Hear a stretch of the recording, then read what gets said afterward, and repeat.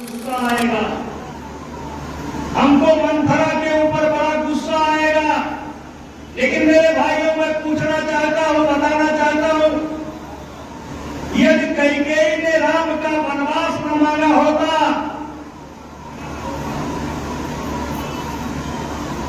तो केवट से भेंट कैसे होती?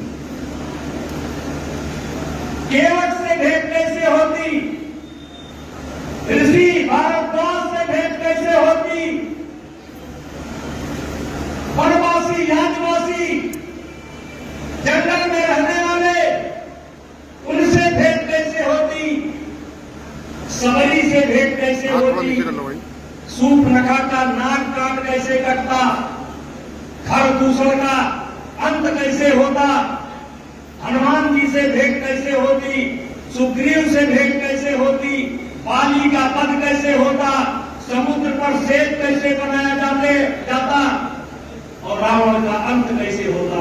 मेरे भाइयों, इसका श्रेय अगर किसी को जाता है तो कैकेयी को जाता है, मंथरा को जाता है, जिसने अपने ऊपर आदेश ले लिया। क्योंकि भगवान राम को इतिहास बनाना था। यदि राम अयोध्या के राजा होकर के रह जाते तो राम का कोई इतिहास नहीं होता। और इसीलिए कभी कभी मैं एक कविता पढ़ता हूं, और कविता पढ़ता नहीं हूं, इस कविता पर जिया हूं। सच है कि मत जब आती है, कायर को ही दहलाती है।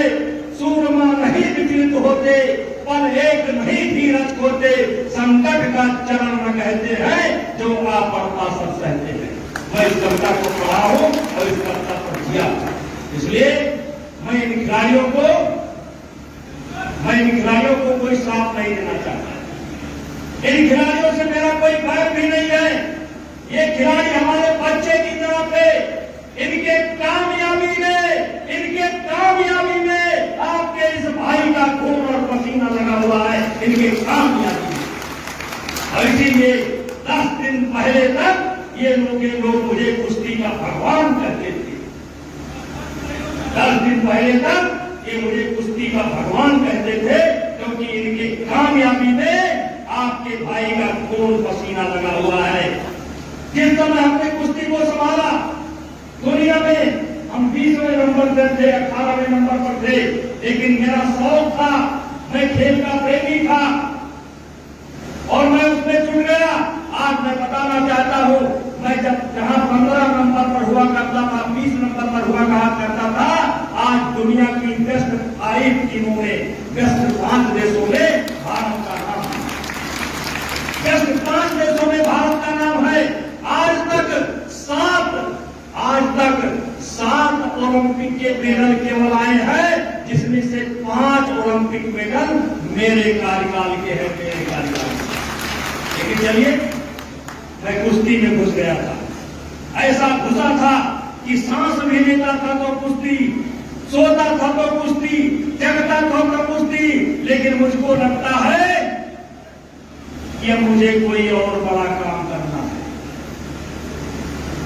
कोई मुझे बड़ा काम करना है। मुझे नहीं करना है, भगवान मेरे द्वारा कोई बड़ा काम लेना चाहता है। और इसीलिए अयोध्या के संतों ने 5 तारीख को विचार विमर्श के लिए, चिंतन के लिए एक सभा का आयोजन किया है। संतों ने आह्वान किया है। और मैं आपसे कहना चाहता हूं, किसी ने कहा है कि नहीं, पाप का भागी होता केवल जात। पाप करने वाला ही पाप का भागीदार नहीं होता। नहीं, पाप का भागी होता केवल जात। केवल पाप करने वाला ही पाप का भागीदार नहीं होता। जो तटस्थ है, मौन है, समय लिखेगा उनका भी अपराध। नहीं, पाप का भागी होता केवल जात। सक्षम होते हुए अपने सामने हो रहे पाप को जो रोकने की कोशिश नहीं करता है, वो भी पाप का भागीदार होता है, वो भी पाप का भागीदार होता है। और इसीलिए कहना चाहता हूं कि नहीं, पाप का होता भागी होता केवल जात। और जो तटस्थ का भी अपराध। और मेरे नौजवान बच्चों, मेरी उम्र 65 साल की है। मेरी उम्र 65 साल की है। हमें आजाद भारत में जन्म लेने का मौका मिला।